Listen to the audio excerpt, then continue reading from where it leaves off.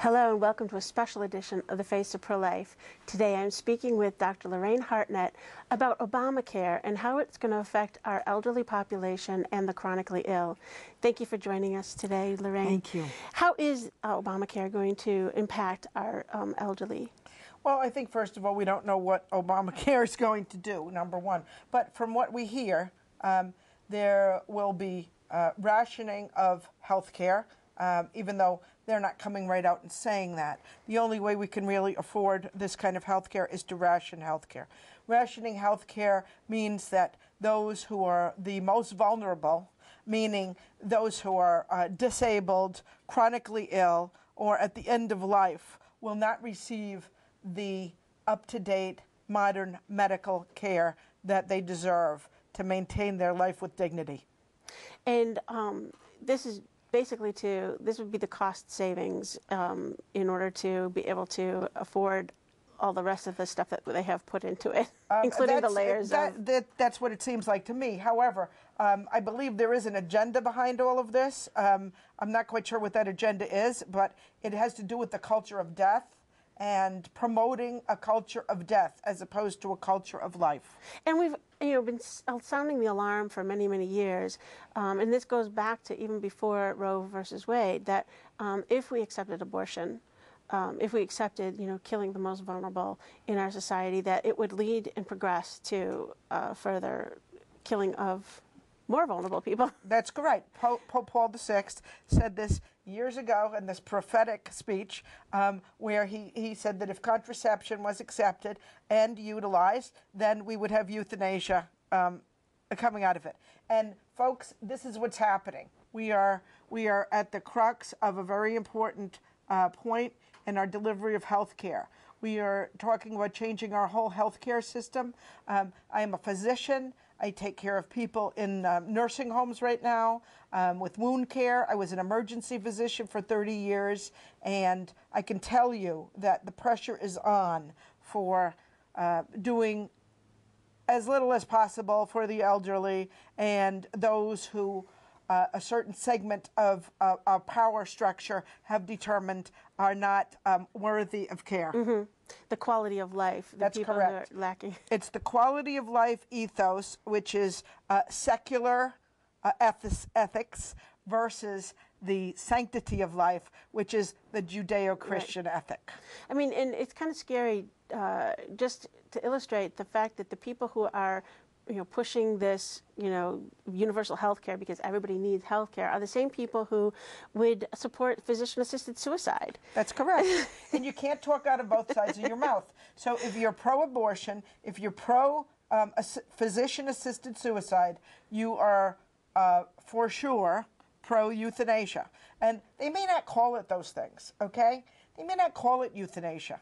They won't call it euthanasia because that has the tendency to be associated with Nazi Germany, okay? But it's happening every day in our hospitals.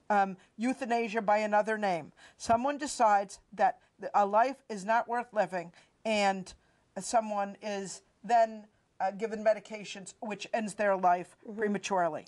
Well, not just that medications that end their lives. Look at what happened to Terry Schiavo. She was just... Correct. Not given any food or water until she passed. So these are all the same people who are, pushing this universal health care, and yet they're trying to decrease the population as we speak. Well, I think there's an agenda. There's an agenda of this culture of death, where the young, the healthy, the beautiful are valued. And the rest of us, well, forget about it. Mm-hmm. And this is has been very insidious, but now we're seeing it in full bloom. So the little bud that was abortion or contraception has now come into full bloom, so that kids watching, grandma watching, middle-aged person watching. You're all at risk, let me tell you, because you're one car ride away from being a challenged person, okay? All you need to do, you youngsters watching, is go out and have a car crash, get a head injury, and be in a hospital on a ventilator, and then you're totally dependent on everybody else. And we all know from recent cases that those who seem dead maybe aren't really dead, and they can really communicate with us. So we are not to judge that life. Every life is holy because it came from God. Okay? And we have to, we as Catholics need to step up to the plate. Okay? We cannot any longer take what our secular society is dishing out to us. We did that with abortion, and look what's happened. To the kids who are watching, 1/3 of your generation is missing. So if you find yourself depressed, maybe you're missing a brother or sister that you should have had. Okay? Or a classmate, or a best friend, well, right. or a spouse. And that's what happened. That's what happened. And we can't let that happen again. Our valuable senior citizens are in nursing homes. We have to do what we can to save them. With charity, of course. Absolutely. I mean, death comes in God's time. Let's be there with them. Let us as a community minister to these people who are disenfranchised and chronically ill and elderly. But let not our government take away our ability to be with them for as long as God wants them on this earth. And take the government out of the relationship between you and your physician.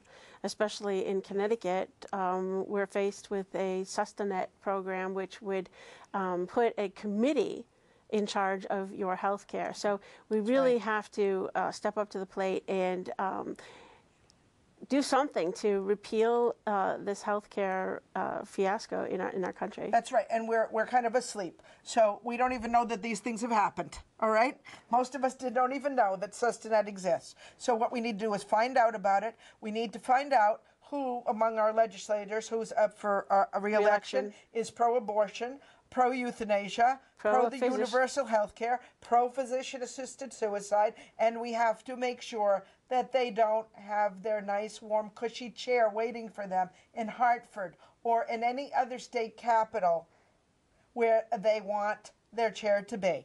We have to make sure. And we can make sure because 25% of the country is Catholic. And so if we start acting Catholic, maybe we'll have people who respect life. Thank you, and live our values. That's correct. Thank you for joining us. Thank you for joining us. You can see more of The Face of Pro-Life on airmaria.com. We hope to see you again.